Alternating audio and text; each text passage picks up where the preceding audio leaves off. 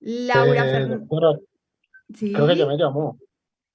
Ay, perdón, sí, estoy mirando la casilla que todavía sigue sin entrar. Ok. Laura Fernanda Mancera, Juan Sebastián Palomino. Bueno, guardado.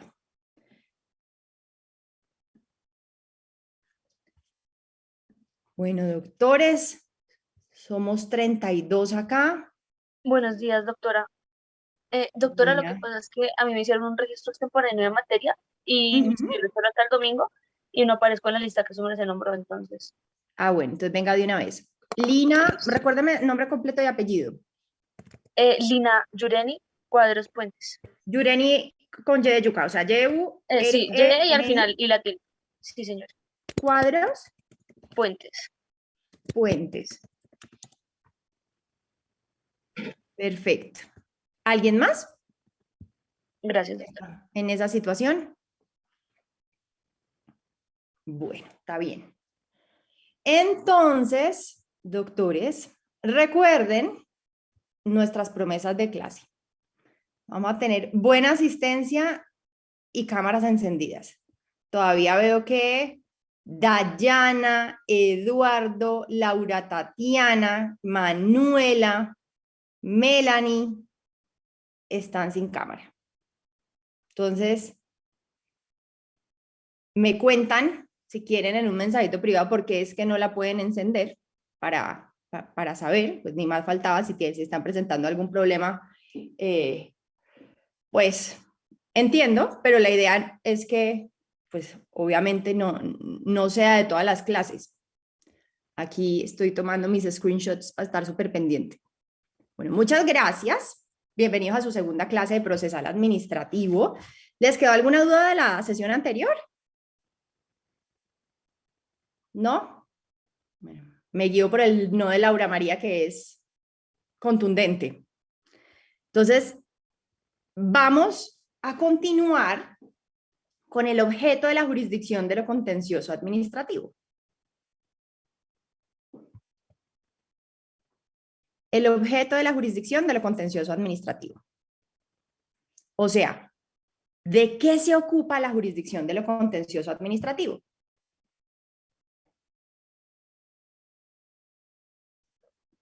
Y antes de que empecemos a revisar esto, digamos, con la línea de la ley, y etcétera, ¿ustedes qué tienen en la cabeza? O sea, ¿cuál es su idea preconcebida sobre para qué exista la jurisdicción de lo contencioso administrativo? El que quiera participar, levanta la mano, como Linda. Linda, adelante. Sí, pues yo considero que el objeto de la jurisdicción de lo contencioso administrativo es resolver los conflictos en los que se ve envuelto el Estado, ya sea con los particulares o con otras entidades. Perfecto. Linda, ¿y tú por qué crees que se necesita una jurisdicción para eso? Porque pues se parte de la idea de que el Estado no es equiparable a una persona natural. Entonces, si pones como un juez civil a resolver los conflictos del Estado, podría ser que no sea tan especializado o tan ideal para resolver tal asunto. Listo. Juan Esteban. Juan Pues Esteban bien, está en Casur. sí, estoy en caso, en un salón vacío.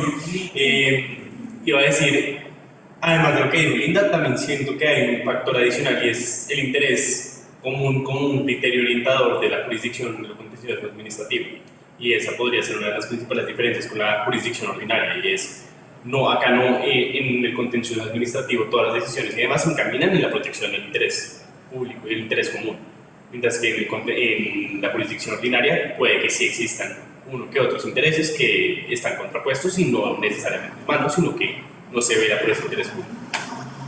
Listo. Es decir, en la jurisdicción de lo contencioso administrativo, el interés que es objeto de controversia, de alguna manera, siempre va a tener en el radar el interés común. En cambio, en la jurisdicción ordinaria se contraponen intereses particulares. Entonces, pues ahí cada quien hace lo que quiere y la lógica es distinta y casi que está regida por una autonomía de la voluntad.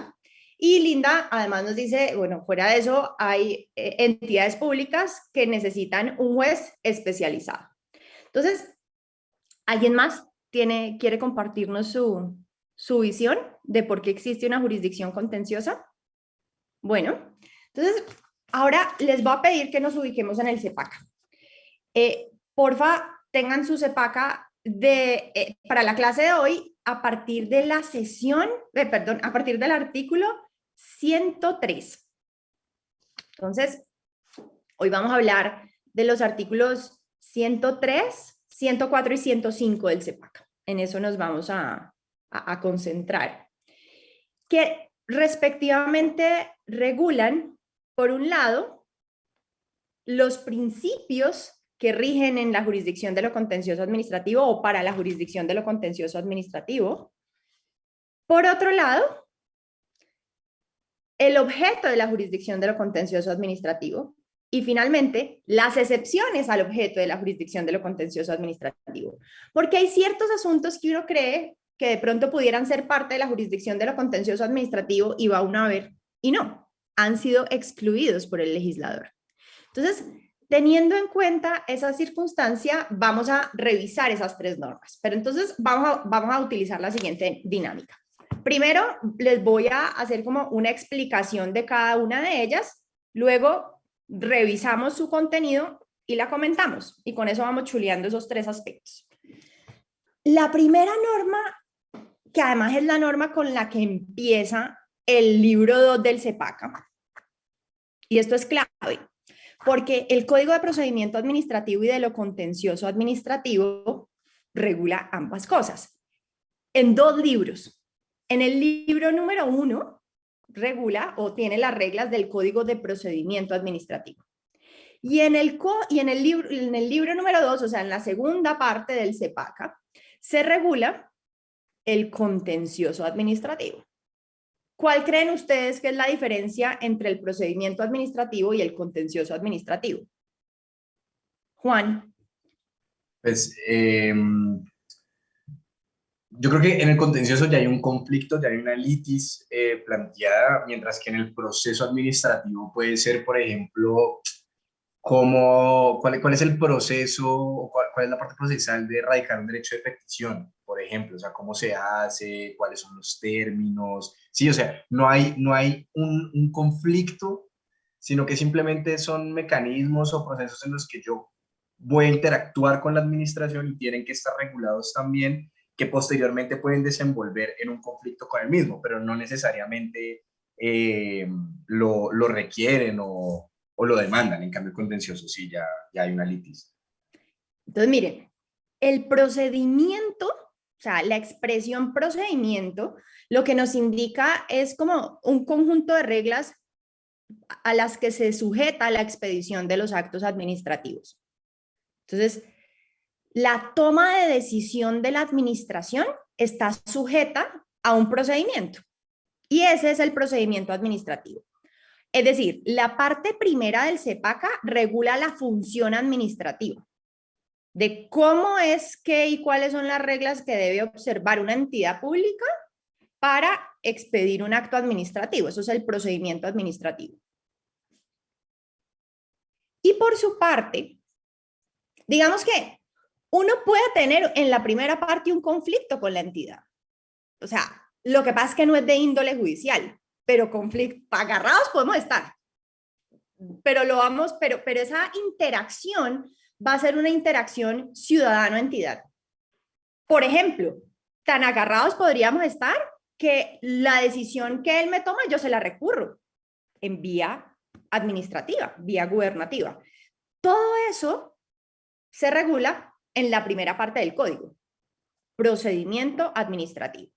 Procedimiento entendido como cuáles son esas reglas a las que se sujetan la expedición de los actos administrativos. Entonces, todas las normas sobre notificaciones del procedimiento administrativo, sobre el silencio administrativo, la vía gubernativa, cuándo adquieren firmeza los actos administrativos, si el procedimiento es sancionatorio, entonces a qué reglas se sujeta. Todo eso va a estar en la primera parte del código, incluida esa interacción básica, como lo ponía ahora de presente Juan, entre ciudadano y entidad que regula el derecho propio de petición. O sea, en la primera parte del código estamos actuando o interactuando la entidad pública de un lado y el ciudadano del otro. Y ahí están las reglas que regulan esa interacción. Procedimiento administrativo. El procedimiento se opone al proceso. El proceso es contencioso y el proceso es judicial. Entonces, en la segunda parte del código ya no vamos a hacer 2, sino 3. La entidad, el juez y yo. Es una relación distinta. Y lo que se regula es el litigio administrativo. ¿Cómo litigar ante la jurisdicción de lo contencioso administrativo? ¿Y cuáles son esas reglas de litigio ante la jurisdicción de lo contencioso administrativo?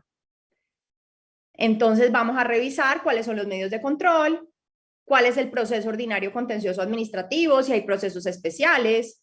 Vamos a revisar los recursos ordinarios, los recursos extraordinarios. Vamos a revisar el régimen de competencias, cuándo le corresponde algo a un juzgado, cuándo le corresponde algo a un tribunal, cuándo le corresponde algo al Consejo de Estado, etcétera, etcétera. Entonces, diferencia entre procedimiento administrativo y proceso administrativo. Cuando hablamos del libro 2 del CEPACA, que es el que interesa para la clase, porque la clase no es de administrativo, sino de procesal administrativo, ese libro 2 empieza con el artículo 103. O sea, el artículo 103 sobre los principios que gobiernan la jurisdicción de lo contencioso administrativo es el artículo 1 del libro 2. O sea, el libro primero va hasta el artículo 102, que regula la figura de la extensión de jurisprudencia. Pero el artículo 103 es el que abre el libro 2 del CEPACA, que es el de la clase. Y ese artículo 103 de entrada dice, miren, hay una realidad, y es que cuando uno acude a la jurisdicción de lo contencioso administrativo lo puede hacer con uno de 2 propósitos. O sea, en últimas, si yo voy a la jurisdicción de lo contencioso administrativo, lo hago por uno de 2 motivos, por una de 2 razones. La primera, para hacer valer un derecho subjetivo amparado en el ordenamiento jurídico, en la Constitución o la ley. Entonces, yo siento que hay un derecho subjetivo que se está desconociendo y entonces acudo al juez de la jurisdicción de lo contencioso administrativo para que él proteja mi derecho. Opción 1. Opción 2. Acudo al juez de la jurisdicción de lo contencioso administrativo para que defienda el ordenamiento jurídico en abstracto. Y cuando ustedes revisan los distintos medios de control que tienen cabida al interior de la jurisdicción de lo contencioso administrativo, se dan cuenta que efectivamente eso es así. ¿Qué medios de control conocen que sean de conocimiento de la jurisdicción de lo contencioso administrativo? Juan. La nulidad y el restablecimiento del derecho. Bien. Y por ejemplo, Juan, ese de nulidad y restablecimiento del derecho, ¿lo encajarías en lo primero o en lo segundo? ¿Podrías repetirme las categorías, por favor? Hacer valer un derecho subjetivo amparado por la Constitución o la ley, o defender el ordenamiento jurídico en abstracto. La primera, pues porque creo que es de índole particular. Bien, exacto. Jesús. La figura de controversias contractuales, doctora. Listo. Y entonces en ese de controversias contractuales, ¿qué cree Jesús que está pasando? ¿Lo primero o lo segundo? Yo creo que ambos, doctora, porque en últimas, pues el contratista tiene un interés que se puede decir que es privado y el Estado también tiene un interés en que se cumpla el contrato porque pues es para el bien común. Entonces creo que ambos... Ahí digamos que dependería un poco de quién es el demandante, porque cualquiera de las 2 partes puede serlo, y cuál es realmente el objeto de la controversia y lo que se busca con la pretensión específica. Podrían darse ambas cosas. Juan. Sí, doctora, la nulidad es simple. Y en ese sentido, ya sería para defender el ordenamiento jurídico en abstracto. Ese es el típico caso en donde uno dice, ahí nadie está buscando nada para sí mismo, lo único que se pretende es la defensa del ordenamiento jurídico en abstracto. Y si ustedes toman a manera de checklist los distintos medios de control propios de la jurisdicción de lo contencioso administrativo, se van a dar cuenta que cuando hagan el examen o los clasifican en el primero o los clasifican en el segundo, o puede tener un poquito de los dos, pero las finalidades son esas. Entonces, el 103 del CEPAC, eso es lo primero que nos dice. O sea, cuando uno llega a la jurisdicción de lo contencioso administrativo o busca defender un derecho subjetivo amparado por la Constitución y la ley, para hacerlo valer, para que el juez de la jurisdicción lo materialice, o busca defender el ordenamiento jurídico en abstracto. Esas son las finalidades de los demandantes o los usuarios de la jurisdicción de lo contencioso administrativo. Y el segundo inciso de ese artículo 103 del CEPACA nos dice, mire, desde el punto de vista de los principios, en la jurisdicción de lo contencioso administrativo vamos a aplicar los principios constitucionales, pues no lo debía decir, pero pues lo dice. Por ejemplo, la igualdad. ¿Ven? Entonces, los principios constitucionales, pues obvio que tienen cabida y aplicación en la jurisdicción de lo contencioso administrativo. Y además, los principios del derecho procesal. ¿Sí? No reformatio impellius. Entonces, tienen cabida en la jurisdicción de lo contencioso administrativo tanto los principios constitucionales como los principios propios del derecho procesal. Jesús. En cuanto a los medios de control de nulidad electoral, entraría también en la segunda categoría, ¿cierto? Sí, también en la segunda categoría. Linda. Sí, profe, qué pena. Tengo una duda con respecto a los medios de control. ¿La pérdida de investidura puede considerarse un medio de control? Sí. Y en Es ese un medio orden de de control. ideas ¿Señora? y en ese orden de ideas es de la primera o de la segunda categoría. Yo creo que es de la categoría en donde busco defender el ordenamiento jurídico en abstracto. Cuando veamos el medio de control, vamos a darnos cuenta que es un medio de control que busca reivindicar el principio de representación. Entonces, pues ya vamos a hablar de ese, pero definitivamente cuando el demandante acude a la jurisdicción de lo contencioso administrativo en sede de pérdida de investidura, buscando levantarle la investidura a quien la detenta, pues no busca nada para sí. Busca defender el ordenamiento jurídico específicamente desde la perspectiva que implica desde el punto de vista electoral el principio de representación. Bueno, entonces, les decía que en la jurisdicción de lo contencioso administrativo tienen cabida tanto los principios constitucionales como los del derecho procesal. Y más adelante esa norma nos dice, mire, digamos que el tercer inciso de la norma, que es al que me voy a referir ahorita, tiene casi que una regla pensada en el Consejo de Estado, como órgano de cierre de la jurisdicción de lo contencioso administrativo. Porque digamos que el precedente,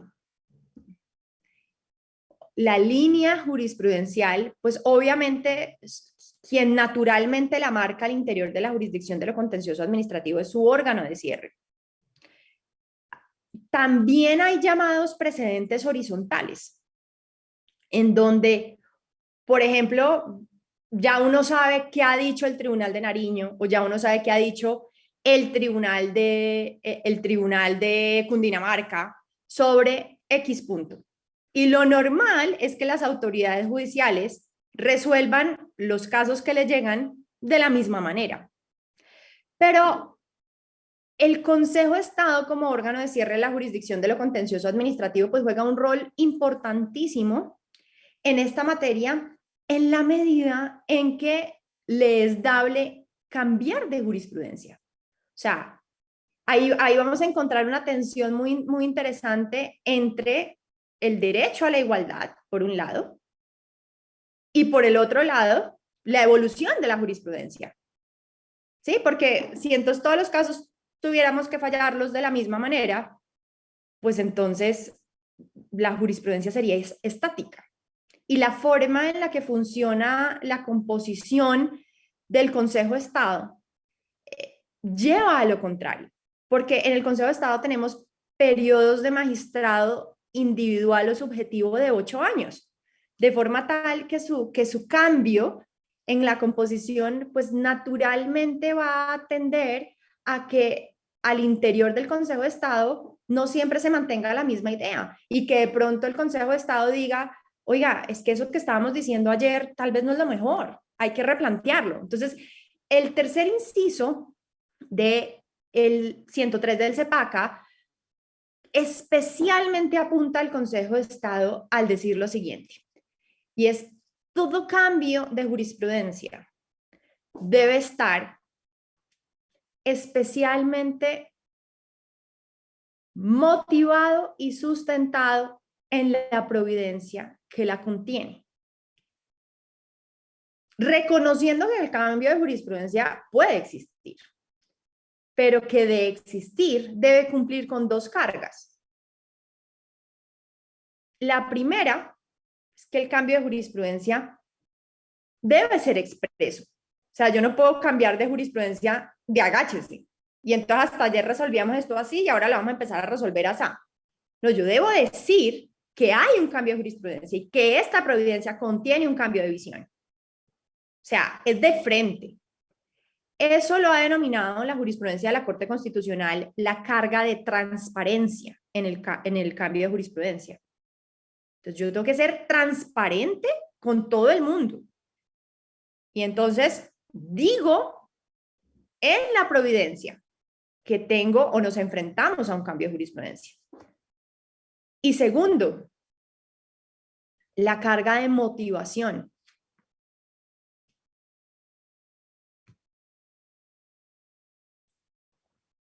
Y es que explico por qué. O sea, ¿por qué lo que veníamos diciendo merece ser ajustado? Entonces, los cambios de jurisprudencia, so pena de la violación al derecho a la igualdad, deben estar suficientemente explicados y motivados, y además deben ser expresos. Los cargos que, perdón, doctor. Uy, Paula, acuérdate, alzar la mano. Todo el mundo puede intervenir, pero para mantener el orden, alzan la mano porque si no yo me pierdo en los cuadritos. Carga de transparencia y carga de motivación. Bajo la primera, el cambio de jurisprudencia debe ser expreso. Y bajo la segunda, debe estar suficientemente explicado y motivado.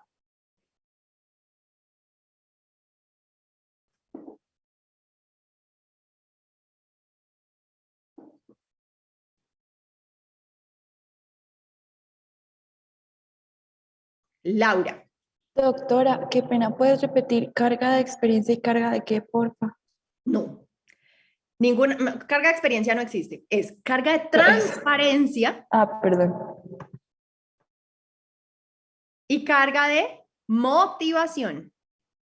Bajo la primera, el cambio de jurisprudencia debe ser expreso. O sea, yo no puedo tener un cambio de jurisprudencia de agáchese. Y bajo la segunda, el cambio de jurisprudencia debe estar suficientemente motivado y explicado. O sea, no solo tengo que decir, cambio de jurisprudencia. No, tengo que decir por qué estoy cambiando la jurisprudencia. Es decir, debo explicar por qué lo que se sostenía hasta ayer ya no se puede seguir sosteniendo. Y finalmente,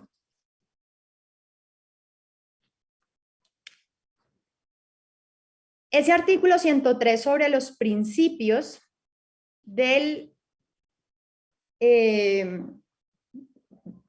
la jurisdicción de lo contencioso administrativo nos habla un poco sobre las cargas procesales y probatorias al interior de la jurisdicción de lo contencioso administrativo. ¿Se acuerdan que antes habíamos dicho que los principios del derecho procesal, por supuesto que aplicaban a la jurisdicción de lo contencioso administrativo? Y en desarrollo de esa idea, el último inciso del artículo 103 del CEPACA nos dice, mire, ¿sabe qué? Cuando alguien acude a la jurisdicción de lo contencioso administrativo, así lo haga para defender el ordenamiento jurídico en abstracto, así lo haga para el buen funcionamiento de la administración. Debe cumplir con las cargas procesales y probatorias que se derivan de ejercer una acción. Es decir, no porque demandemos en simple nulidad, o sea, no por eso estamos eximidos de cumplir con las cargas procesales y probatorias. Ay, no, es que yo no estoy buscando nada para mí, simplemente quiero defender el ordenamiento jurídico en abstracto. Igual. Hay que cumplir con las cargas procesales y probatorias. Entonces, por favor, ahora, ubíquense en su artículo 103.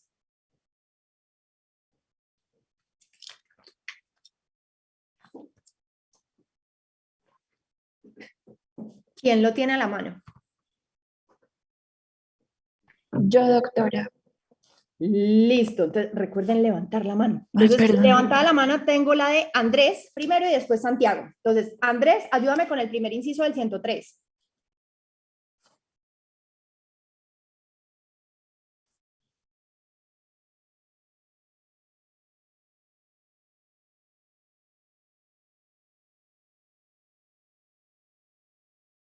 Entonces, ese primer inciso nos dice, uno llega a la jurisdicción de lo contencioso administrativo buscando una de dos cosas. O la efectividad de ese derecho subjetivo reconocido en la Constitución o la ley, o la preservación del orden jurídico en abstracto. A eso apunta el primer inciso. Santiago, ayúdame con el segundo y el tercero. Listo, doctora. En la aplicación e interpretación de las normas de este código deberán observarse los principios constitucionales y los del derecho procesal. Pausa. Entonces, la jurisdicción de lo contencioso administrativo, no porque sea especializada, es ajena a los principios constitucionales que permean todo el derecho y a los del derecho procesal, porque es que aquí estamos en el contencioso administrativo, o sea, en el libro 2, esto es un litigio. Y por lo tanto, los principios del derecho procesal aplican en la jurisdicción de lo contencioso administrativo. Tercer inciso. En virtud del principio de igualdad, todo cambio de la jurisprudencia sobre el alcance y contenido de la norma debe ser expreso y suficientemente explicado y motivado en la providencia que lo contenga. Entonces, expreso, carga de transparencia. Y suficientemente explicado y motivado en la providencia que lo contenga, carga de argumentación o carga de motivación. Yo no puedo cambiar la jurisprudencia y hacer como si nada hubiera pasado. No, hay que hacerlo de manera expresa, de frente. Y fuera de eso tiene que estar suficientemente explicado y motivado. Y yo no sé si era Paula, quien me dijo que también tenía el CEPAC a la mano. Bueno, Sí, no, señora. Y bueno, ayúdame con el último inciso. Del 103, ¿cierto? Sí, señora. Quien acuda ante la jurisdicción de lo contencioso administrativo en cumplimiento del deber constitucional de colaboración para el buen funcionamiento de la administración de justicia, estará en la obligación de cumplir con las cargas procesales y probatorias previstas en este código. Gracias, Paula. Entonces, hay cargas procesales y probatorias que se derivan de ejercer el derecho de acción. O sea, de acudir a una jurisdicción y tocar las puertas, en este caso, de la jurisdicción de lo contencioso administrativo. Y si lo hacemos, hay que cumplir con las cargas procesales y probatorias que de ahí se derivan. No porque venimos a defender el ordenamiento jurídico en abstracto, entonces estamos relevados de cumplir con ellas. No. Precisamente en desarrollo de ese segundo inciso que Santiago nos leía ahora, y es que aquí aplican los principios del derecho procesal. ¿Va? Entonces, eso en lo que respecta a los principios que gobiernan la jurisdicción de lo contencioso administrativo. Y ahora nos vamos a ocupar un poquito del objeto de la jurisdicción de lo contencioso administrativo en sí mismo. Y digamos que al comienzo de esta sesión, varios de ustedes participaban y decían, bueno, es que hay varias cosas que justifican la existencia de una jurisdicción de lo contencioso administrativo. como por ejemplo el hecho de que en estas controversias van a estar involucradas las entidades públicas y las entidades públicas pues funcionan con una lógica distinta a la que funcionan los particulares. Y adicionalmente, los intereses que están en juego, que se contraponen en la jurisdicción ordinaria versus lo que ocurre en la jurisdicción contenciosa, pues no funcionan de la misma manera. Porque en la jurisdicción ordinaria normalmente vamos a tener intereses particulares contrapuestos. En cambio, en los litigios que se tramitan ante la jurisdicción de lo contencioso administrativo, siempre vamos a tener presente, siempre va a estar ahí en el radar el interés general. Así que la lógica con la que funcionan los casos en la jurisdicción contenciosa es distinta. Y entonces, en ese sentido, el artículo 104 establece, aterriza el objeto de la jurisdicción de lo contencioso administrativo. Y básicamente advierte dos aspectos que son importantes. El primero, que podríamos decir que es el aspecto material o el criterio material, y es que el derecho administrativo es el que gobierna las controversias de la jurisdicción de lo contencioso administrativo.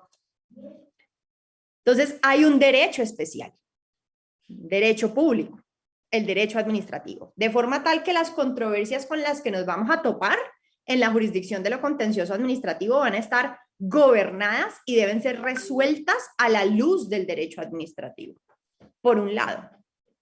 Eso en cuanto a un criterio material. Pero, por otro lado, hay un criterio subjetivo o un criterio orgánico, y es que vamos a tener involucrada en este tipo de controversias bien a una entidad pública o bien a un particular que cumpla funciones públicas.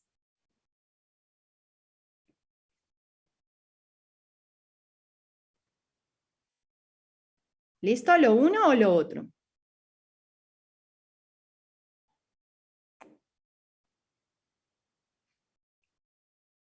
Y entonces, si nos vamos a ese 104, Juan. Sí, me surgió una duda. ¿Cuándo podemos llevar un litigio en contra de un particular que ejerza función pública? O sea, no sé si de pronto voy a poner un ejemplo a ver si sirve o no sirve, pero cuando nosotros tenemos alguna responsabilidad disciplinaria, ¿entraría dentro pues, de esa categoría? O sea, cuando nosotros, por ejemplo, somos, si la entidad que somos contralores, no, procuradores, o incluso somos los defensores de la persona que está dentro del proceso disciplinario, ¿eso entraría dentro de esa categoría?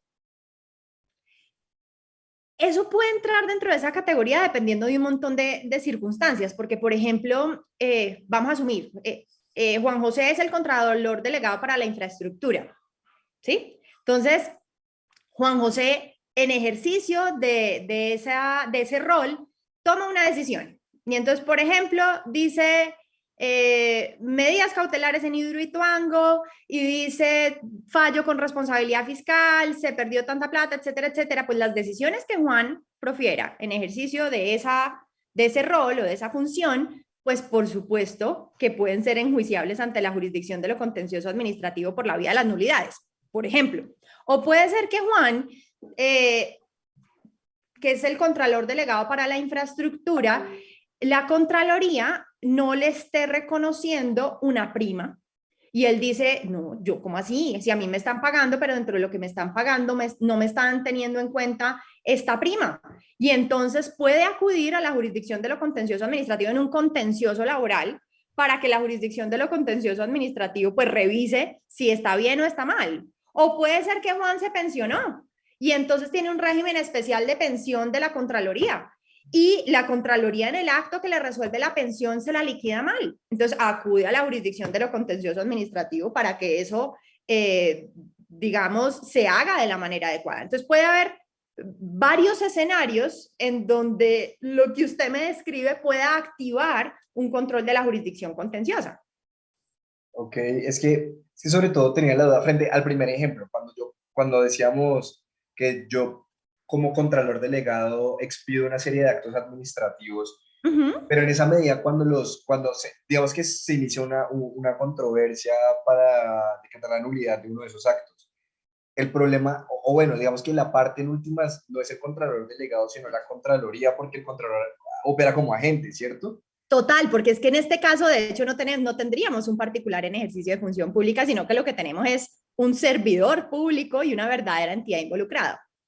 Claro, entonces, mi duda es cuándo tenemos un particular en función pública que pueda ser llevado como contraparte a lo contencioso administrativo. O sea, como que sea digamos, yo soy el particular que quiere demandar algo y el sujeto que demando es una persona natural, no una entidad. ¿Cuál sería? Es que no se me ocurre ningún ejemplo. Bueno, hay varios. Por ejemplo, la Cámara de Comercio es una entidad privada, pero ejerce una función pública, la función pública de registro. Entonces, la Cámara de Comercio de Bogotá no es una entidad pública, es un particular, es una entidad privada particular. Pero si hay un problema en esa función registral, sus decisiones en materia de la función registral, de lo que registró y le quedó mal registrado, lo que no registró, etcétera, etcétera, se pueden controvertir y ahí tendríamos un particular que está ejerciendo una función pública. Por ejemplo, la ley de contratación pública, la ley 80 del 93, establece que el supervisor de un contrato estatal ejerce función pública en ese rol. El supervisor o el interventor puede ser un particular, pero a la hora de hacer esa actividad está ejerciendo una función pública. Y entonces, por ejemplo, la ley de acción de repetición permite que la entidad pública, fungiendo como demandante, si ve que la embarró a ese interventor, lo demande frente a su responsabilidad, sea poquita o toda, pero en lo que sea que actuó, o en su grado de participación en sede de acción de repetición. Entonces, hay varios ejemplos como estos dos, en donde puedo tener particulares que cumplen funciones públicas. Pero también puede pasar, por ejemplo, hace poquito tuve un arbitraje que se entendió un arbitraje no con entidad pública, sino un arbitraje con particular que desempeñaba función pública y era el Organismo Nacional de Acreditación de Colombia, el ONAC. El ONAC es un particular, pero ejerce una función, eso lo concluyó el tribunal, ejerce una función pública que es la función de acreditación. Entonces, es la ley la que nos va a decir si a ese particular, como por ejemplo al ONAC, como por ejemplo a la Cámara de Comercio, como por ejemplo al interventor, se le asigna una función pública. Y las controversias que se deriven de ello, bajo estos criterios que estamos viendo, su natural juez es la jurisdicción de lo contencioso administrativo. Laura María. Gracias, doctora. Una pregunta es que no se me perdí un poquito, pero para lo que estábamos diciendo era que para acudir a la jurisdicción contencioso administrativa tiene que darse tanto el criterio material como el criterio subjetivo. No hemos dicho eso. Simplemente hemos dicho que entendí mal. existen dos criterios. Que uno es el material y que otro es el orgánico o subjetivo. Y ahí hemos dejado esbozado el problema. ¿Va? Entonces apenas vamos como en la introducción. Yo no les he dicho para cuándo el primero, para cuándo el segundo, para cuándo los dos. Ya lo vamos a ver. Apenas que los dos criterios existen y son aplicables en la jurisdicción de lo contencioso administrativo. ¿Listo? Sí, señora. Bueno. Entonces, ahora sí, vamos, por favor, a ubicarnos en el artículo 104 del CEPACA. ¿Ya están ubicados en el artículo 104? Bueno, Santiago lo tiene ahí. Santiago, por favor, inciso primero. Ok, doctora. Artículo 104 de la jurisdicción de lo contencioso administrativo. La jurisdicción de lo contencioso administrativo está instituida para conocer, además de lo dispuesto en la Constitución Política y en las leyes especiales, de las controversias y litigios originados en actos, contratos, hechos, omisiones y operaciones sujetos al derecho administrativo, en los que estén involucradas las entidades públicas o los particulares cuando ejerzan función administrativa. Hasta ahí, Santiago.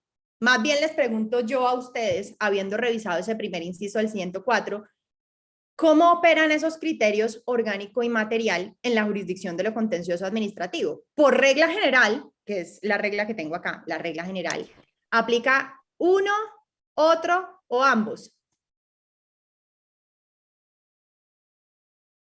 Eduardo. Según como yo lo veo redactado en el artículo, pareciera que ambos.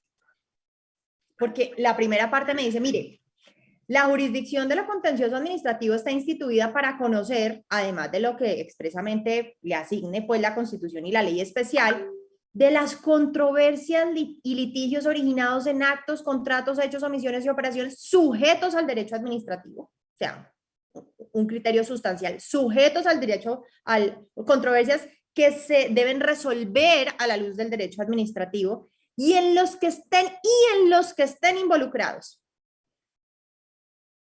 las entidades públicas, los particulares cuando ejerzan función administrativa. ¿Alguien piensa de otra manera? ¿Que la redacción apunta a otra interpretación?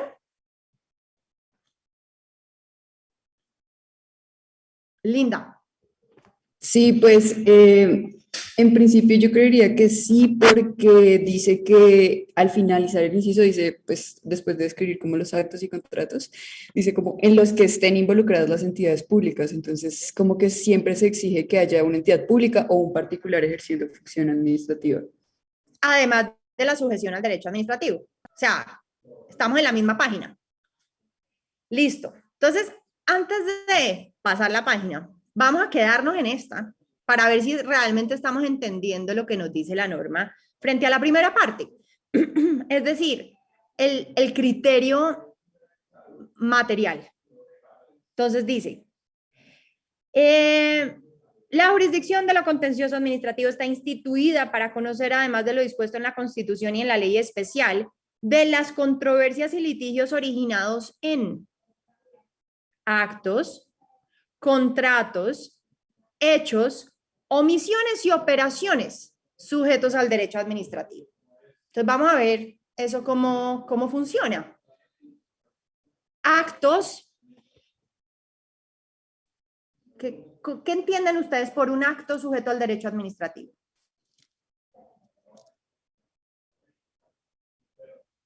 Juan. Pues creo que sí, hace poquito me tocó leer un poquito de opiniones sobre el acto administrativo y creo que en últimas es cualquier expresión de voluntad que tenga la administración que se encamine a tener efectos jurídicos, porque hay otras formas de expresión de voluntad que no tienen pues, efectos jurídicos, que sería simplemente un acto, pero el acto administrativo sí tiende a eso, a crear situaciones jurídicas. Si no estoy mal. Listo, pero entonces, volvamos a esa definición. ¿Cómo entiende Juan, según lo que nos acaba de contar que estuvo revisando, el concepto mismo de acto administrativo? Es una expresión de voluntad de la administración encaminada a generar efectos jurídicos en la realidad. Vale, perfecto. Juan, Felipe. Hola, sí, pues digamos yo un poco lo que estaba relacionándolo era más, por ejemplo, por el lado del hecho del príncipe, como un acto general abstracto. Yo creo que no necesariamente tiene que ser un efecto jurídico, sino digamos hay actos de gestión de la administración que pueden permitir ser replicados por particulares o por otras entidades. Entonces yo lo vería, digamos, como por ese lado, a la hora, digamos, de atender un desequilibrio económico o a la hora de intentar, digamos, restablecer el orden público, etcétera. Listo, vale, lo vamos a tener en el radar, pero yo creo que aquí estamos apuntando a una categoría distinta de la de acto. Creo que Juan va más al hecho que al acto, y ya vamos a ver las diferencias. María Cristina. Yo creo que este inciso se refiere al acto de reparación directa, los relativos a la responsabilidad extracontractual. Ok, bueno, entonces, miren. La norma me distingue los siguientes conceptos. que es lo que necesitamos aterrizar, para no entremezclar lo uno con lo otro. Acto, primera categoría. Contrato, segunda categoría. Hecho, tercera categoría. Omisión, cuarta categoría. Y operación, quinta categoría. Estamos en la primera, el acto. Distinto del contrato, distinto del hecho, distinto de la omisión, distinto de la operación. Juan, usted me vuelve a recordar cuál fue al final de cuentas su conclusión de lo que era un acto. Juan Acevedo o Juan Romero. Juan Romero. Para mí es una expresión de la voluntad de la administración que está, pues puede ser cualquiera, ¿no? Que está encaminada a tener efectos jurídicos pues, en la realidad. Y pues se me había olvidado decir que también puede ser de carácter tanto general como particular. O sea, los efectos que tiene, que creo que es importante también tener eso en cuenta. Listo. Entonces, pero voy a rescatar una palabra que utilizó Juan. Voluntad. Esa palabra es clave. Yo lo defino un poquito distinto, pero digamos que como dice Juan, en esto hay varias definiciones del acto. Les voy a compartir la que a mí más me gusta, que no quiere decir que sea ni la única ni la que es, porque tantas definiciones de acto administrativo como doctrinantes, pero me parece a mí que es la más completa y es así. Manifestación unilateral de la voluntad, juicio o conocimiento de la administración encaminada a producir efectos jurídicos. Entonces, manifestación unilateral de la voluntad, juicio o conocimiento de la administración encaminada a producir efectos jurídicos. ¿Se acuerdan cuando estábamos hablando al comienzo de la clase del CEPACA y los libros del CEPACA? Libro 1, libro 2. Procedimiento administrativo, proceso administrativo. Cuando hablamos de acto administrativo, en su formación, pues nos tenemos que ubicar en una clase que ustedes ya vieron, que es Derecho Administrativo 1. Sí, no sé cómo se llame ahora en el pensum, pero ahí es donde le explican a uno el acto administrativo. Y por eso es súper importante en tener, como refrescar los conceptos que uno vio en esa clase, porque uno no puede litigar para controlar lo que no entiende. Es decir, ahora en el procesal administrativo, por ejemplo, vamos a ver cómo se controlan los actos, vamos a ver cómo se controlan los hechos, vamos a ver cómo se controla un contrato, cómo se controla una omisión y cómo se controla una operación. De forma tal que para entender el procesal administrativo, pues eso presupone que tenemos el entendimiento del objeto de lo que se controla judicialmente. Entonces, en la primera parte del código, lo que la autoridad o la entidad ejerce es función administrativa. ¿Sí? Entonces, el acto administrativo es el producto culmen de la función administrativa. Es decir, la materialización del ejercicio de la función administrativa se da al expedir actos administrativos. Y esto es clave entenderlo, doctores, porque el tipo de acto que se produce está determinado en su naturaleza por el tipo de función que se ejerce. ¿Sí? Claro como el agua. Si yo ejerzo función administrativa, produzco actos administrativos en su ejercicio. Si yo ejerzo función política, produzco actos políticos. Si yo ejerzo función judicial, lo que produzco son sentencias y autos, o sea, providencias judiciales. Porque lo que decido en su naturaleza está predeterminado por la función que ejerzo. En ese sentido, el acto administrativo es el producto de ejercer función administrativa. Los actos tienen una noción que es definitoria y es la voluntad.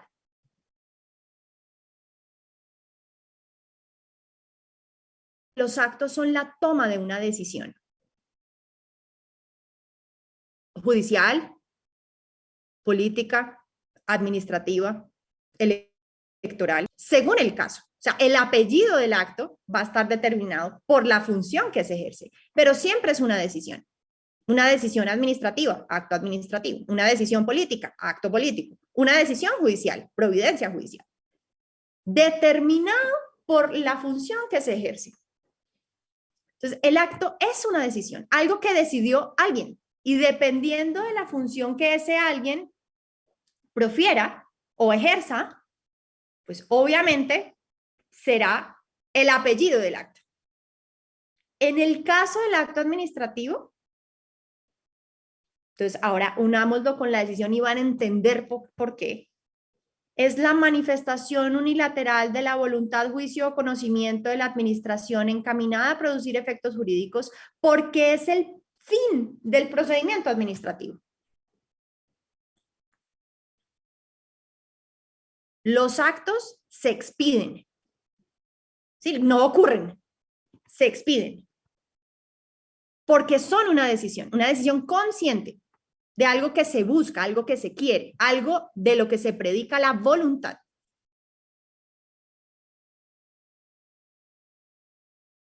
Y en el derecho público hay actos en el derecho privado. ¿Sí? Pero los del derecho público, y ambos actos, derecho público y derecho privado, se caracterizan por esa voluntad y porque son la toma de una decisión. Pero los del derecho público, que nos interesan para el curso, básicamente son tres. El acto administrativo, que es el acto por excelencia sujeto al derecho público, en donde se ejerce función administrativa. El acto político, producto de haber ejercido esa función política. Y el acto electoral, producto de haber ejercido esa función electoral. Decisiones, voluntad, se expiden. ¿Listo? Entonces, el hecho del príncipe no es un acto, es un hecho. Digamos, desde el punto de vista de lo que ocurre en un contrato, que a su vez es otra categoría distinta. O lo que ocurre en una reparación directa. No es un acto, es un hecho. Sí, como que no es que uno diga, decidí chocarme, me choqué. ¿Ven la diferencia? Los actos se expiden, los hechos ocurren. Y esto es clave para entender la diferencia entre una categoría y otra. Pero entonces vamos con la primera. Cuando la norma me dice originados en actos, los actos que se regulan por el derecho público son tres: administrativo, político y electoral. Cada uno es el producto culmen de ejercer una función distinta. Si ejerzo función administrativa, produzco actos administrativos. Si ejerzo función política, expido actos políticos. Si ejerzo función electoral, expido actos electorales.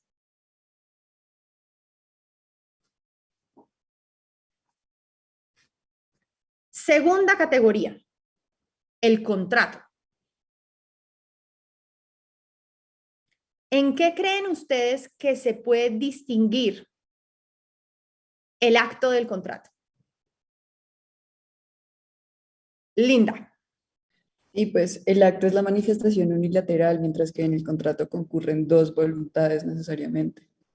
Mientras que el acto es por excelencia unilateral, el contrato es por excelencia bilateral. Pero en ambos hay voluntad. O sea, consciente, una decisión consciente en ambos. Solo que en la primera es unilateral y en la segunda es bilateral.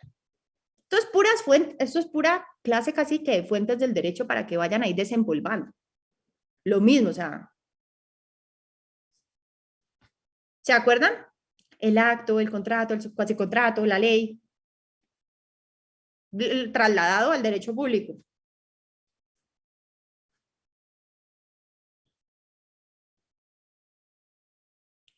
Entonces, el contrato es un acto consciente. El contrato no ocurre, el contrato se celebra. Pero se distingue del acto, porque el acto es unilateral por excelencia, mientras que el contrato es bilateral por excelencia.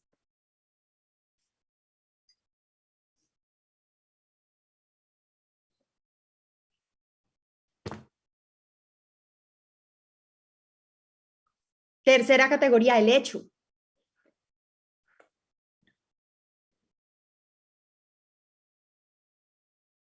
¿En qué se distingue un hecho de un acto y un hecho de un contrato?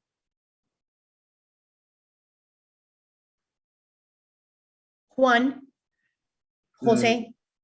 Yo creo que de pronto en la forma en la que llega, no, es que no me gusta usar estas expresiones, pero como que llega a la vida la situación, ¿sí? O sea, como que el hecho ocurre, no se expide, como lo hemos estado revisando, pero yo creo que aquí ese otro punto importante que hemos estado analizando frente a la voluntad, también, pues, o sea, como que en el hecho va a depender mucho de las características del mismo, porque, pues, evidentemente cuando uno empieza a hacer todo el análisis de responsabilidad frente al hecho, si se deriva de este alguna responsabilidad, pues uno tendrá que ver si la actuación fue dolosa o culposa. Entonces, en esa medida, ¿puede haber voluntad dentro de la actuación o no?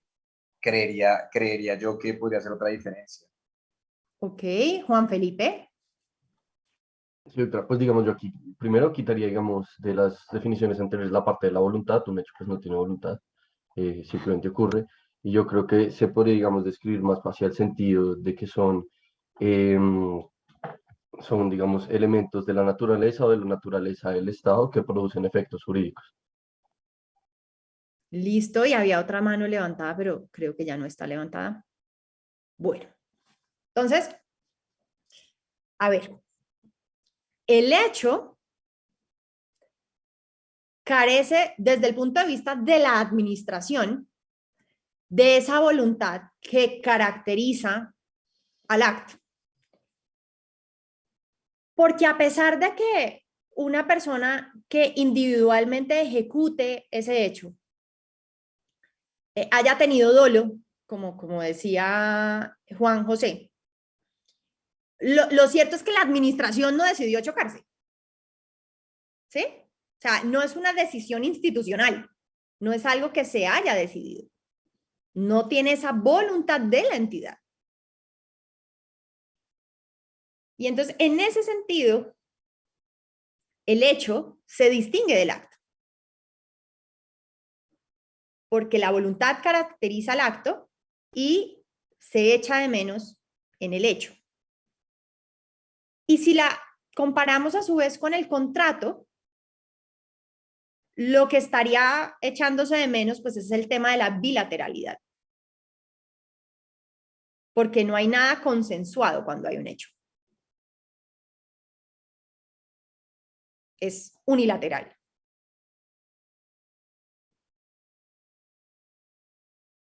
Jesús. Doctora, ¿nos puede dar un ejemplo para aterrizar esa ausencia de voluntad, por favor? Claro que sí.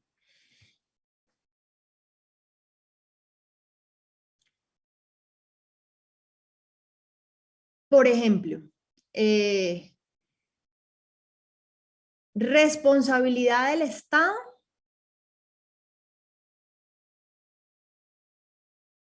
por falla en el servicio. La entidad que debe hacer algo no lo hace pero mal, o lo hace pero tardíamente. Y ahí vamos a encontrar una responsabilidad del Estado. De una vez aprovechemos para ver la omisión, que es el que sigue inmediatamente como categoría jurídica. Y con eso también podemos aterrizar otros ejemplos, pero desde la esfera contraria. Y es que cuando tenemos una omisión, y esto es como, ¿ustedes ya vieron penal? ¿Se acuerdan del delito de omisión? ¿Se acuerdan cuál es la diferencia entre un delito de acción versus un delito de omisión?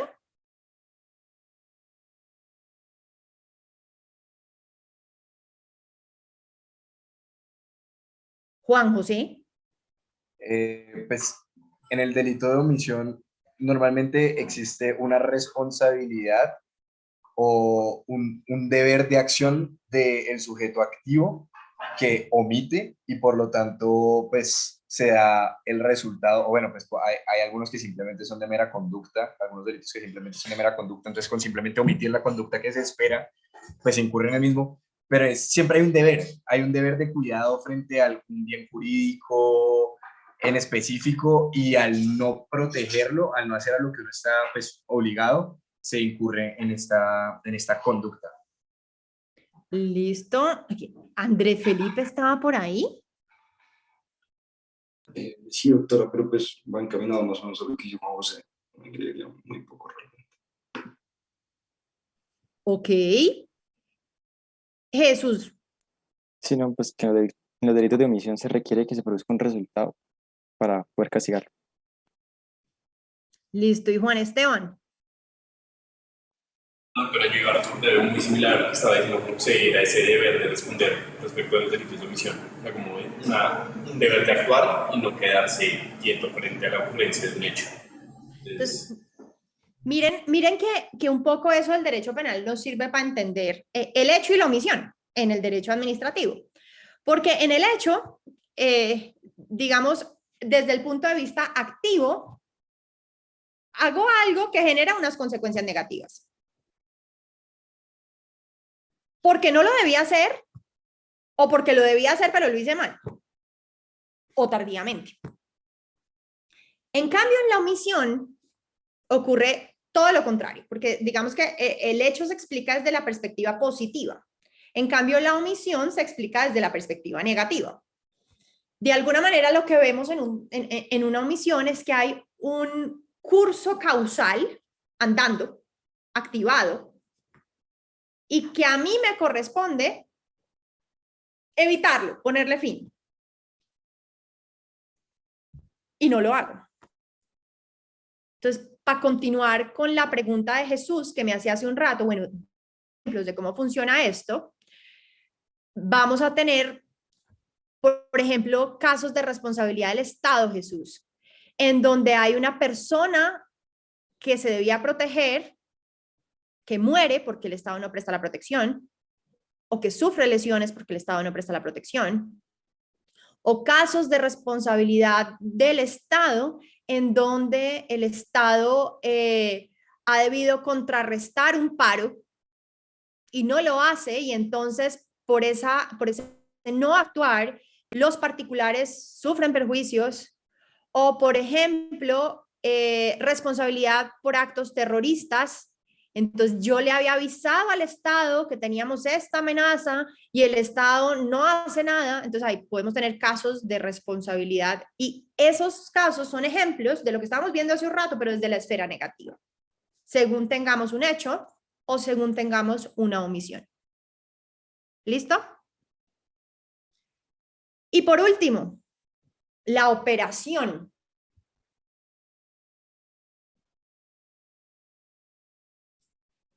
¿Qué entienden por operación?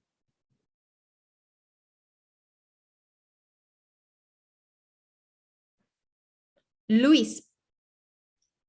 La operación es cuando, digamos, yo lo entiendo como un paso más allá del acto administrativo, en la medida en que es en práctica la decisión o la voluntad de la administración. Es materializar lo que ordena el acto administrativo. ¿Y se te ocurre algún ejemplo?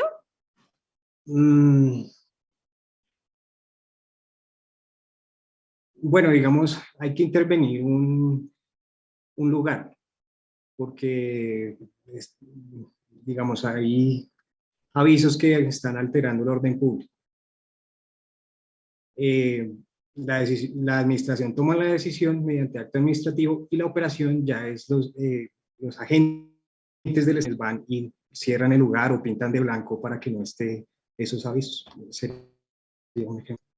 Gracias, Luis. Jesús.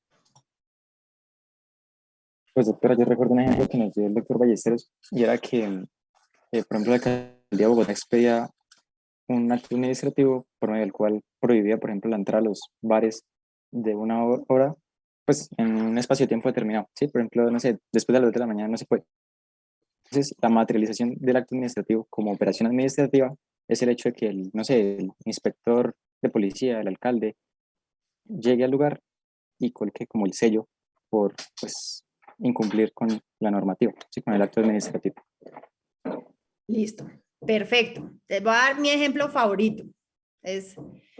Supongamos que hay un restaurante en la zona G de Bogotá y el restaurante, pues a los restaurantes se les hacen inspecciones cada tanto para ver que todo esté bien en materia de salubridad, higiene, etcétera.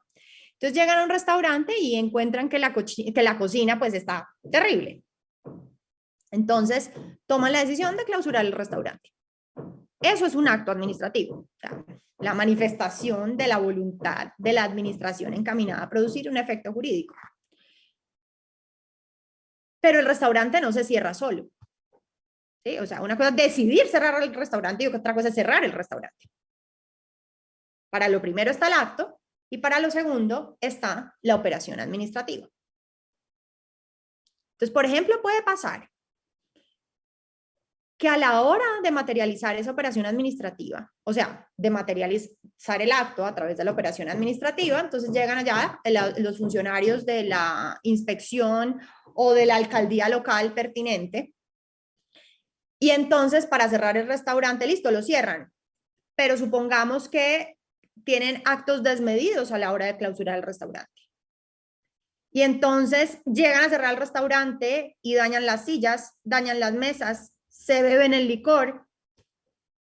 Eso es una responsabilidad distinta, porque en últimas ahí la controversia no gira sobre si se ha debido cerrar el restaurante o no, porque si esa es la controversia, entonces la controversia es frente al acto primigenio. En cambio, si la controversia es, ok, listo, ciérreme, pero entonces por favor haga las cosas bien, entonces la controversia es frente a la operación. ¿Listo? Entonces son dos cosas distintas. Entonces miren, tenemos un acto, manifestación unilateral de la voluntad de la administración encaminado a producir efectos jurídicos, si fuese administrativo, pero además en el derecho público hay otros actos, como por ejemplo los actos políticos o los actos electorales, que son producto de ejercer funciones distintas, que también son relevantes para la jurisdicción de lo contencioso administrativo, porque eso también se puede controlar. Puedo controlar los actos políticos y puedo controlar los actos electorales.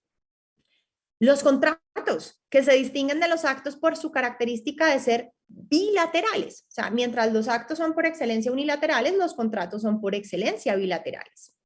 Y se pueden controlar en la jurisdicción de lo contencioso administrativo, por ejemplo, en su validez, por ejemplo, en su existencia, por ejemplo, en la ecuación económica que debe subyacer a ellos, por ejemplo, en cuanto a su incumplimiento.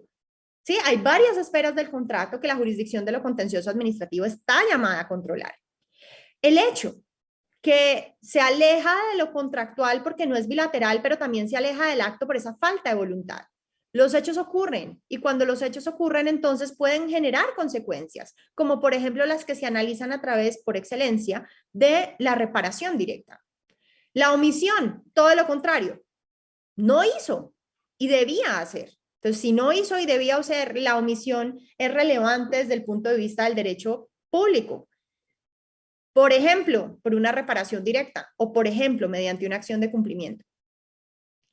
Y la operación que implica es la materialización de un acto administrativo, o sea, de una decisión de la administración primigenia, en donde también podemos tener controversias que son distintas de las controversias frente al acto. Lo uno no presupone lo otro. Y puedo tener una controversia frente al acto y frente a la operación, pero son controversias diferentes, que tienen una causa distinta. Entonces, eso sujeto al derecho público es uno de los primeros factores, que sería el criterio material o el criterio sustancial, relevante para entender el objeto de la jurisdicción de lo contencioso administrativo.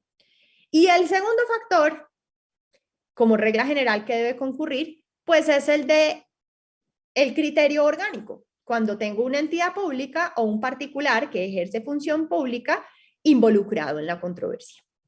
¿Listo? Así las cosas, el artículo 104 del CEPACA, volvamos a él, da ejemplos, o sea, trae una regla general, que es la que acabamos de ver. La jurisdicción de lo contencioso administrativo está instituida para conocer, además de lo dispuesto en la Constitución política y en leyes especiales, de las controversias y litigios originados en actos, contratos, hechos, omisiones y operaciones, sujetos al derecho administrativo, en los que estén involucradas las entidades públicas o los particulares cuando ejerzan función pública. ¿Listo? Ahí ya lo tenemos. Regla general. Y hay unos asuntos específicos que vienen listados, que básicamente son 7. Se igualmente conocerá de los siguientes procesos. O sea, se los está asignando de manera expresa. Dice, primero, los relativos a la responsabilidad extracontractual de cualquier entidad pública, cualquiera que sea su régimen. Entonces ahí tenemos un primer ejemplo de esa aterrizada del objeto de la jurisdicción. Entonces, responsabilidad extracontractual de las entidades públicas, cualquiera que sea su régimen aplicable. Segundo, los relativos a los contratos, cualquiera que sea su régimen, en los que sea parte una entidad pública o un particular en ejercicio de funciones del Estado. Entonces, la responsabilidad contractual aterriza en el objeto de la jurisdicción cuando tengo un contrato con una entidad pública o con un particular que ejerce función pública. Tercero, los relativos a contratos celebrados por las entidades prestadoras de servicios públicos domiciliarios, pero ahí sujetos a una condición, porque si no, pues estaríamos en el inciso anterior, en los cuales se incluyan o hayan debido incluirse cláusulas exorbitantes.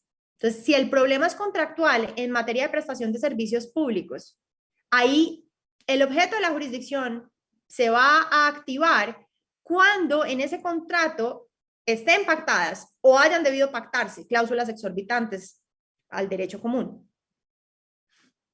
Cuarto, los relativos a la relación legal y reglamentaria entre los servidores públicos y el Estado y a la seguridad social de los mismos. Y aquí el concepto clave pues es servidor público. Sí, el servidor público pues es aquel que tiene ese vínculo, o como lo dice el código, esa relación legal y reglamentaria con la entidad. Y los asuntos de índole laboral o derivados de la seguridad social frente a ese servidor público deben estar o deben conocerse por la jurisdicción de lo contencioso administrativo. Es el típico caso de un contencioso laboral. Quinto, los que se originen en actos políticos o de gobierno. ¿Ven? Aquí tenemos esa categoría de acto de la que habíamos hablado antes. Los que se originen en actos políticos o de gobierno. Y eso quiere decir que, por ejemplo, un acto político es susceptible de ser controlado por la jurisdicción de lo contencioso administrativo. Cuando uno revisaba, y si vienen, por ejemplo, administrativo con el doctor Ballesteros, con seguridad que les habló de esto, del caso de los monjes. ¿Se acuerdan de eso? ¿No? ¿No les suena mucho? Bueno. Entonces, miren. Durante algún tiempo existía controversia sobre si el acto político se podía controlar, el acto político de gobierno se podía controlar o no. A diferencia del acto administrativo, que el acto administrativo siempre ha sido claro que puede controlarse judicialmente. El código anterior a este era el decreto 01 del 84, el CCA por sus siglas. En cambio, ahora tenemos no el CCA, sino el CEPACA. Y en la versión original del CCA, la norma que era como la prima hermana de este artículo 104, o sea, la norma homóloga, pero en ese código, era el artículo 82. El artículo 82 del decreto 01 del 84, es decir, del CCA. Y ese artículo 82 del decreto 01 del 84, vengan a ver si lo encuentro y se los muestro de una vez.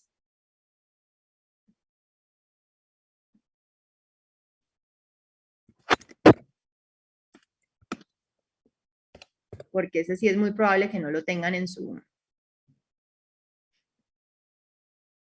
su código.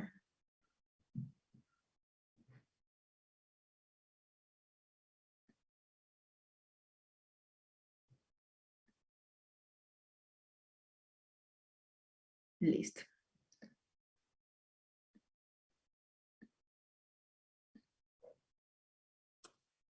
¿Están viendo? ¿Sí? Bueno. Miren, el texto original del decreto 01 del 84. La jurisdicción de lo contencioso administrativo está instituida para juzgar las controversias originadas en actos y hechos administrativos de las entidades públicas. Miren cómo era de reducido y la diferencia con el CEPACA. Y de las privadas cuando cumplan funciones públicas, se ejercerá por el Consejo de Estado y los tribunales administrativos, porque en esa época ni siquiera había juzgados, de conformidad con la Constitución y la ley. Y aquí dice, esta jurisdicción podrá juzgar inclusive las controversias que se originen en actos políticos o de gobierno, pero tenía una restricción. Decía, pero solo por vicios de forma. Pero solo por vicios de forma.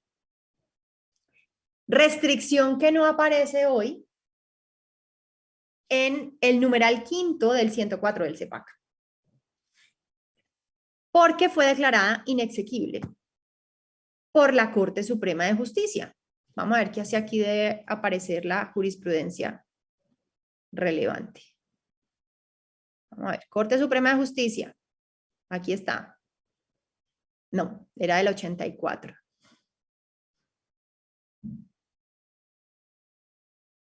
Aquí.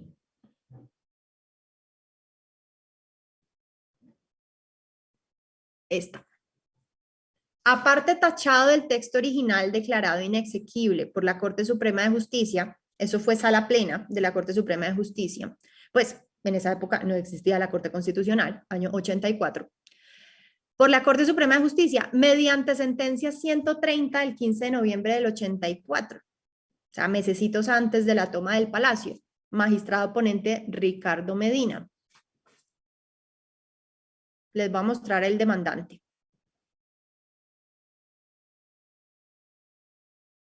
¿Ven? Esta es la sentencia. Entonces, Gabriel de Vega dice, mire,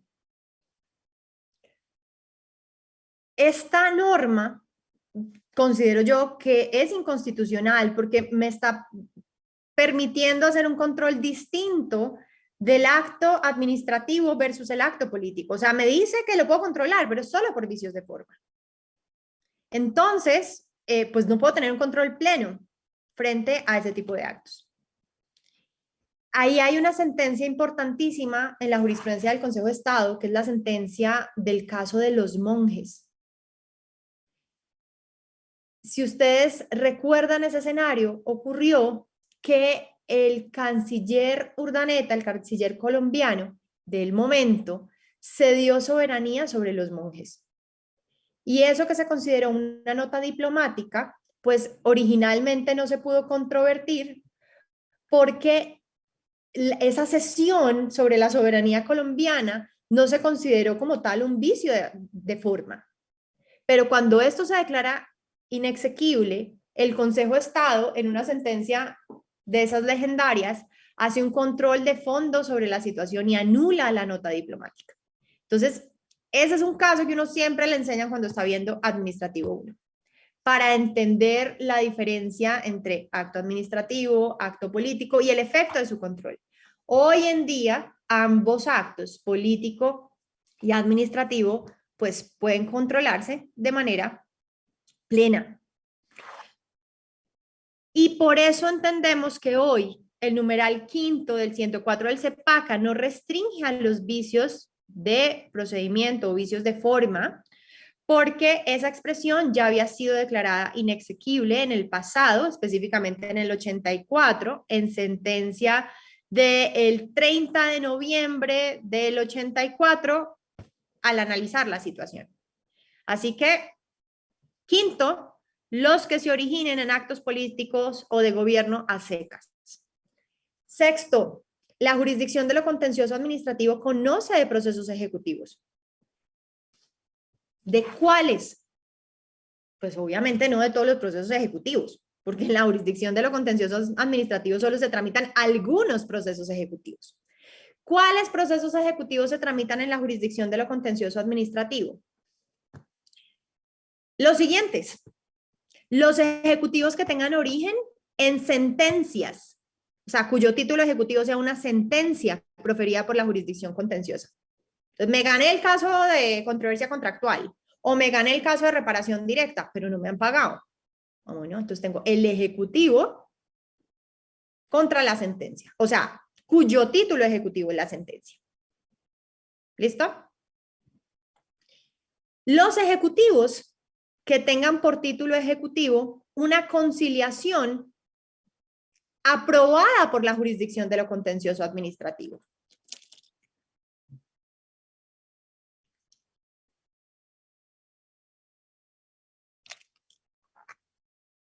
Ustedes saben que la conciliación, el acta de conciliación, en la medida en que contenga obligaciones claras, expresas y exigibles entre las partes, pues obviamente que constituye título ejecutivo. Y pues aquellas en donde están involucradas las entidades públicas también. Y esas conciliaciones en donde están involucradas las entidades públicas deben ser aprobadas por la jurisdicción de lo contencioso administrativo, con que les dan la bendición. De forma tal que un segundo ejecutivo que se tramita en la jurisdicción de lo contencioso administrativo, pues es precisamente el ejecutivo cuyo título ejecutivo es un acuerdo conciliatorio aprobado por la jurisdicción de lo contencioso administrativo. Sería el segundo, el de la sentencia, segundo, el del acta de conciliación o el acuerdo conciliatorio. Tercero, los ejecutivos que tienen origen en laudos arbitrales proferidos por tribunales arbitrales en donde existió parte pública o particular que cumpliera funciones públicas.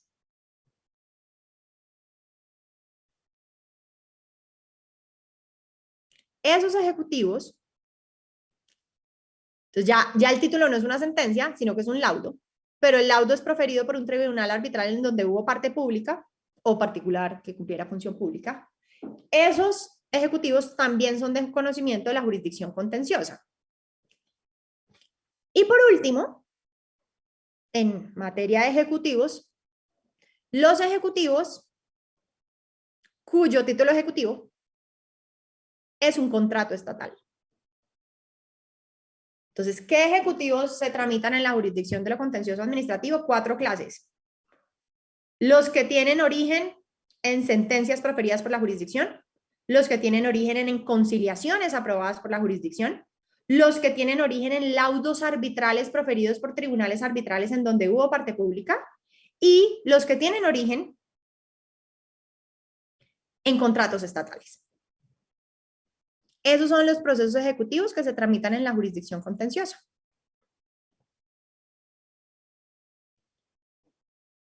Ahora, séptimo, que hay un numeral séptimo pues en el artículo que estamos revisando.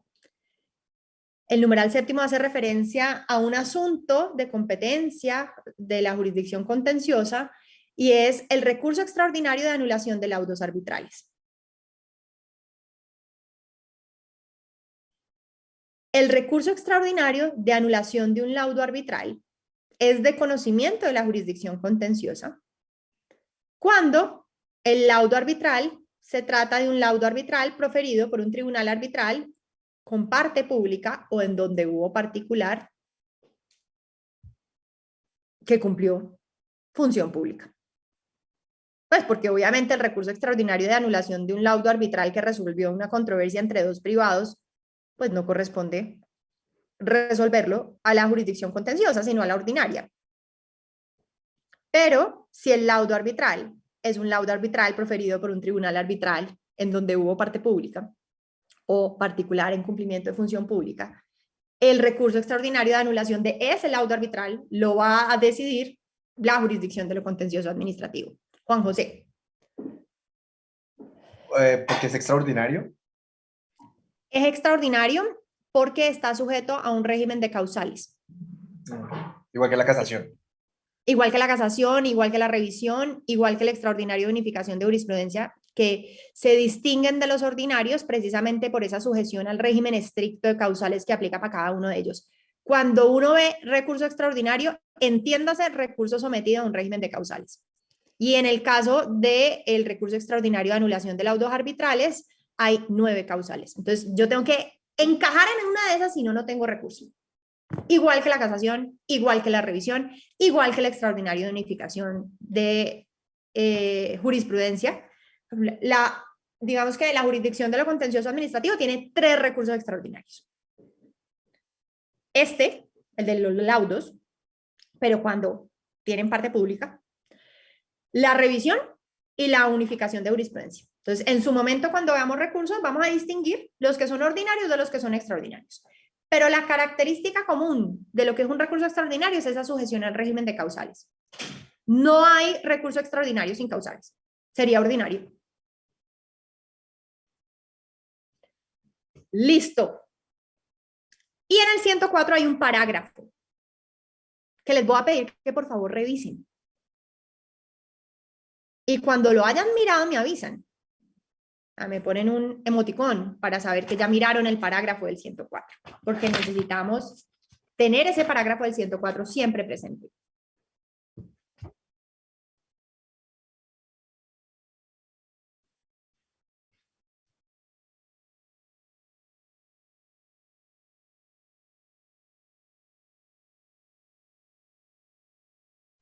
Listo, ya hay un chulito, una mano.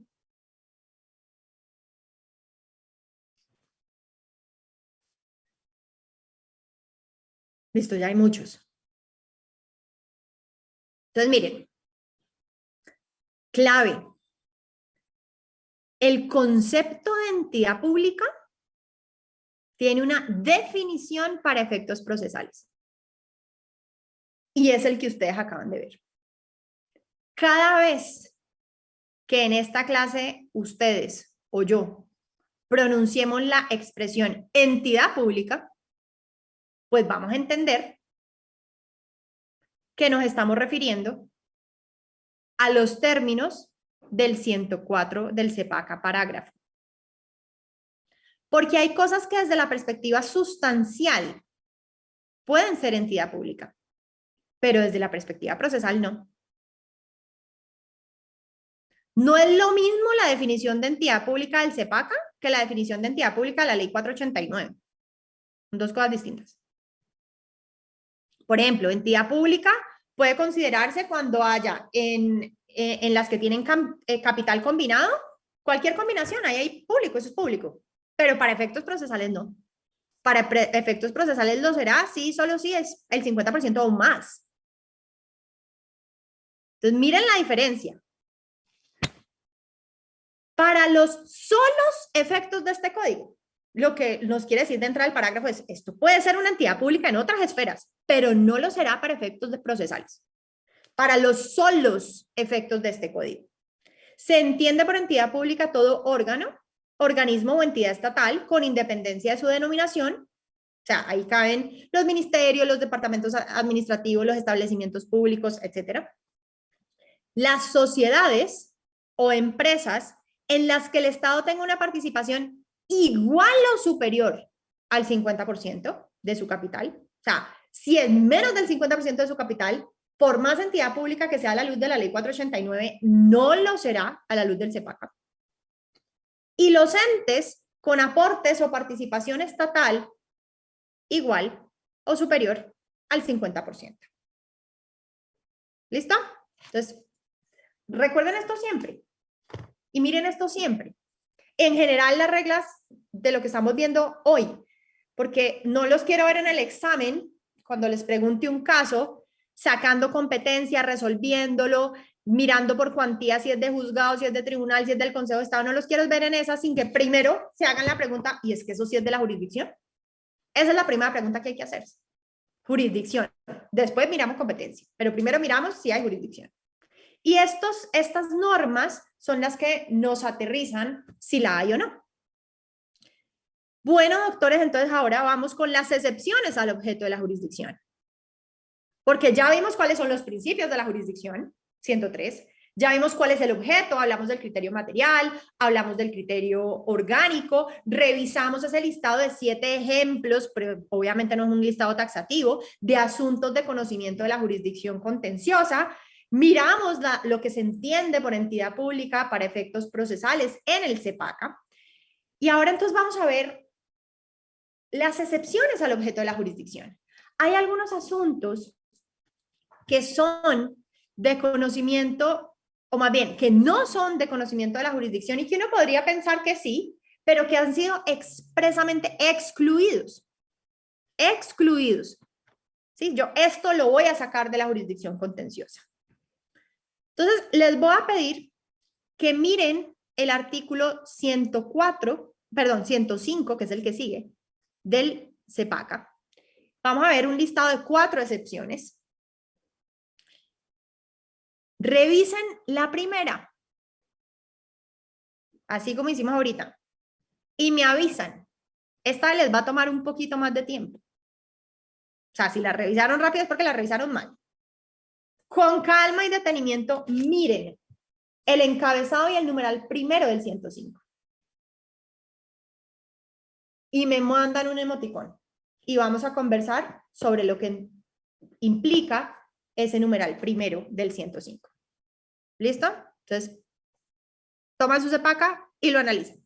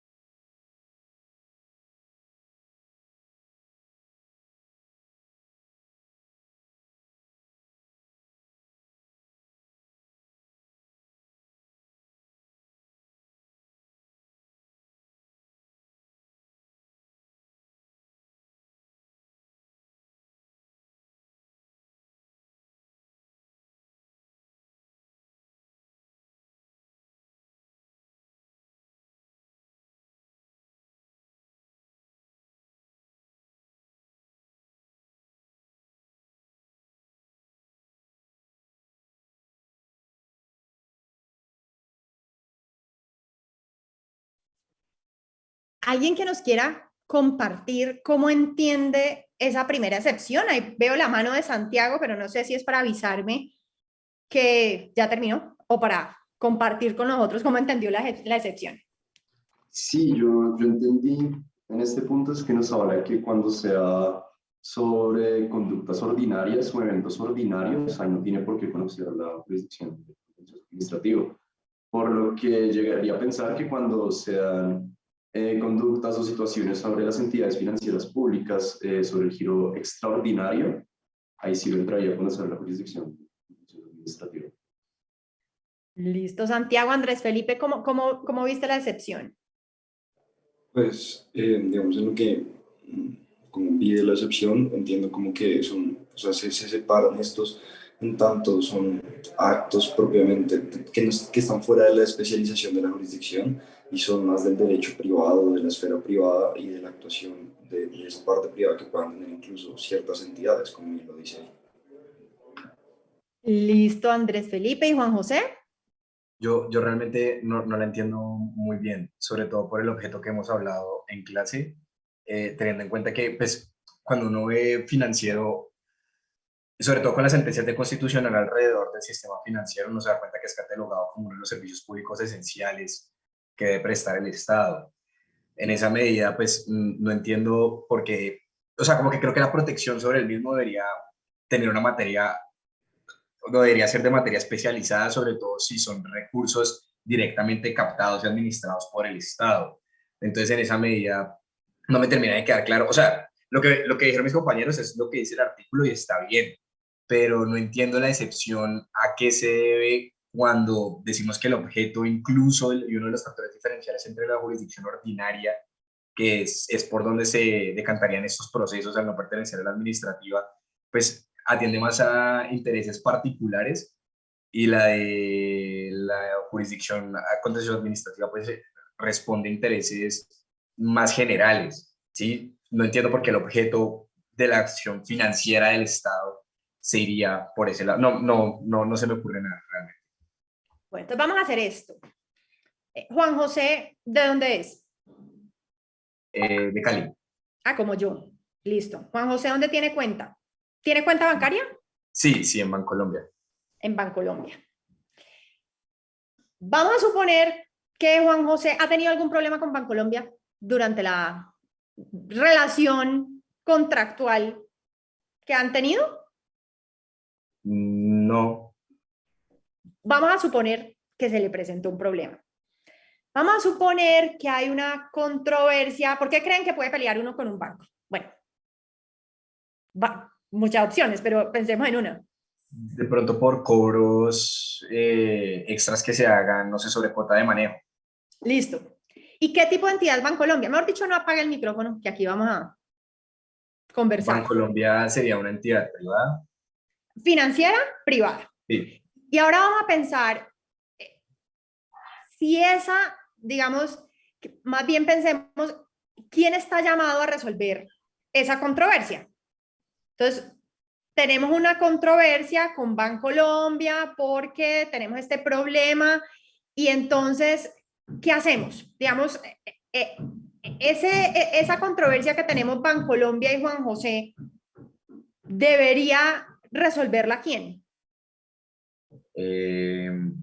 Pues no sé si primero podría ir a como hay una relación de consumo, no sé si a pues, una superintendencia antes de pues, recurrir a la jurisdicción ordinaria comercial. Ajá, pero digamos que, bueno, hagamos caso omiso de eso, que no sabemos si sí o si no. Pero Juan me acaba de decir, bueno, yo creo que esto sería, sin perjuicio de ese paso intermedio que pueda existir o no, según el caso, pues terminaría en una ordinaria comercial, me dijo, ¿no es cierto? Pero ahora vamos a pensar que el problema no lo tenemos con Bancolombia, sino que el problema lo tenemos con una entidad financiera pública, el Banco Agrario. Entonces, Juan José tiene la cuenta del Banco Agrario. El Banco Agrario es una entidad pública, financiera, que en su giro ordinario de los negocios hace lo mismo que Bancolombia. ¿Sí? Presta esos servicios financieros. Entonces tiene cuenta de ahorro, cuenta corriente, tarjeta de crédito, CDTs, etc. Y lo que no quiere ese numeral primero del 105 del CEPACA es marcar una diferencia entre el mismo escenario, si es con Bancolombia o si es con el Banco Agrario. A eso es a lo que le apunta la norma. Porque cuando uno, digamos, va un poquito más atrás y revisa las formas en las que actúa el Estado, por ejemplo, cuando uno ve clase de internacional privado, y eso distingue el internacional privado del internacional público, uno entiende que el Estado, en términos generales, puede actuar de dos formas: iure imperio o iure gestione. ¿Sí? Iure imperio, iure gestione. La diferencia de esa forma de actuación del Estado es que a veces el Estado se comporta como un particular, iure gestione, pero a veces no, iure imperio, que es la regla general. En este caso, la entidad pública financiera se comporta como un particular y se sujeta al derecho particular. Está en competencia con los demás particulares que hacen lo mismo. Y las cositas que uno pueda, con las que se pueden desequilibrar esa balanza, pues pueden tener un efecto nocivo en el mercado mismo. Imagínense el efecto de yo decir que para bien o para mal, el mismo caso, la misma cosa, en el mismo giro ordinario de los negocios con una entidad financiera va a depender su resolución de si la entidad es pública o no. Entonces, puede ser para bien o para mal que la gente prefiera el uno sobre el otro y que eso me empieza a desequilibrar una balanza que debía estar sin la interferencia de factores externos como estos. Entonces, el numeral primero del 105 del CEPACA, de alguna manera, porque el derecho, en la medida en que sea un asunto del giro ordinario de los negocios, va a ser el derecho común, el aplicable a la controversia. Y porque es un asunto frente al cual la entidad pública se está comportando realmente como un verdadero particular, frente al cual además está en competencia, eso se tiene que resolver de la misma manera y no puede empezar a poner consecuencias distintas frente a la misma situación. Juan Esteban. Juan Esteban no tenía la mano levantada hace un rato. La levanté en un momento, pero ya después la bajé. Era como para dar ideas de controversias como en Colombia, pero ya. Perfecto. Entonces, Juan José, no sé si ya es un poco más clara la finalidad y el alcance de esta primera de las excepciones al objeto. Sí, profe, muchísimas gracias. Listo. Entonces, miren la primera. Dice, las controversias relativas a la responsabilidad extracontractual y a los contratos celebrados por entidades públicas que tengan carácter de instituciones financieras, como es el caso del Banco Agrario, aseguradoras, como es el caso de la previsora seguros, entonces no puede ser que si yo compro el seguro acá, pero compro el mismo seguro allá, entonces va a ser diferente, no, eso tiene que ser igual. Intermediarios de seguros, intermediarios de valores vigilados por la SUPER cuando corresponda al giro ordinario de sus negocios de dichas entidades, incluyendo los procesos ejecutivos que de ahí se deriven. ¿Listo? Segundo, lean el numeral segundo y hacemos la misma dinámica. Me avisan cuando ya lo hayan revisado.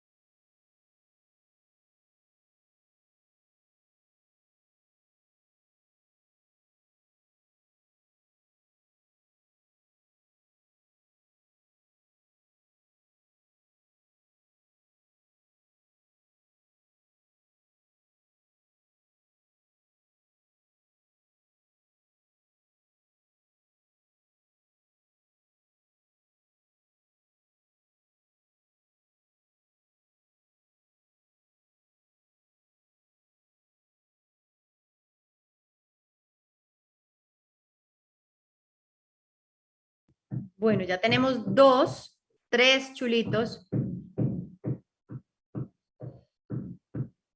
4.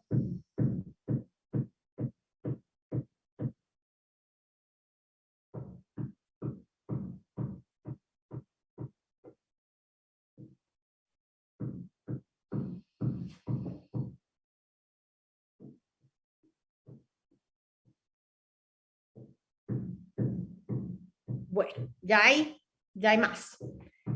¿Alguien que nos quiera contar cómo entendió la excepción? Juan Felipe. Sí, pues digamos, a mí lo que se me ocurrió, y no sé si esté bien, digamos, yo pensé en el tema digamos, de una superintendencia, que de cierta forma en algunos casos pueden ejercer, digamos, función como de jurisdicción. Digamos, yo lo veía en ese caso, de que la excepción sería, digamos, frente a una decisión que adopte, digamos, una superintendencia en su calidad de poder actuar como, pues, por decirlo de alguna forma, en ciertos casos. No sé si esté en lo correcto. Perfecto. Así es. ¿Se acuerdan un poco lo que les decía al comienzo de la tarde cuando hablábamos de los actos? Y es, el acto siempre va a llevar el apellido de la función que se ejerce. ¿Sí? O sea, si yo ejerzo función jurisdiccional, no expido actos administrativos. ¿Sí? Si ejerzo función administrativa, no expido providencias judiciales. Organicemos. Cuando ejerzo función administrativa, expido actos administrativos. Y cuando ejerzo función jurisdiccional, pues expido providencias judiciales. Y lo que nos dice ese numeral segundo es, no confunda el acto administrativo con el jurisdiccional, porque cada uno es producto de ejercer funciones distintas. Es más, no solo no los confunda, no los mezcle. ¿Sí? No, en una misma decisión usted no puede mezclar decisiones de una naturaleza con decisiones de otra cosa, porque entonces va a producir un acto, ahí mejor dicho, un combo que no tiene naturaleza jurídica y entonces que al final uno dice, pero ¿cómo controlo el esperpento? ¿Sí? Porque lo controlo como providencia judicial, que se controla por recursos, o lo controlo como acto administrativo bajo unas nulidades. O sea, nulidad simple, nulidad con restablecimiento del derecho, etcétera, etcétera, etcétera. ¿Sí? Porque es que yo puedo controlar la decisión de la administración, sí, pero la controlo de forma distinta según la decisión que me adopta. Entonces, el numeral segundo básicamente nos está diciendo, a ver, una cosa son decisiones judiciales, otra cosa son actos administrativos, hay que estar pilas para saber qué es eso, porque dependiendo de lo que eso se va a controlar, y entonces precisamente para no alborotar el avispero, no me confunda ni me mezcle lo uno con lo otro. Y el numeral segundo nos dice, las decisiones proferidas por autoridades administrativas en ejercicio de función jurisdiccional, sin perjuicio de las competencias que en materia de recursos existan contra dichas decisiones atribuidas a esta jurisdicción, las decisiones de una autoridad administrativa que adopta en ejercicio de función jurisdiccional estarán identificadas con la expresión que corresponde usar a los jueces precediendo la parte resolutiva de sus sentencias y deberán ser adoptadas en un proveído independiente que no puede mezclarse con decisiones que corresponden al ejercicio de la función administrativa, las cuales, si tienen relación con el mismo asunto, deben constar en un acto administrativo separado. Entonces, son las 9. Para terminar, las otras 2 excepciones que son más chiquiticas, las decisiones de juicios de policía, su control está excluido de la jurisdicción contenciosa, y los conflictos laborales que se tengan con trabajadores oficiales.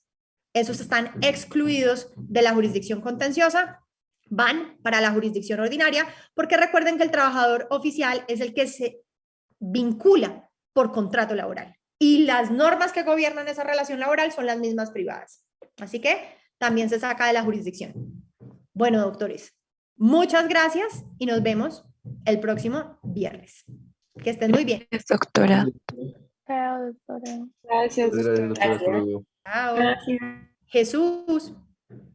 Sí, doctora, es que esta mañana se me apagó el computador como 3 veces mientras llamaba a la lista. Entonces quería pedirte disculpas por eso y que no volviera a pasar. Bueno, espérese a ver si de una vez yo miro cómo quedó la lista. A ver Ay, si... doctora, si podemos revisar también mi asistencia. A ver, un segundo.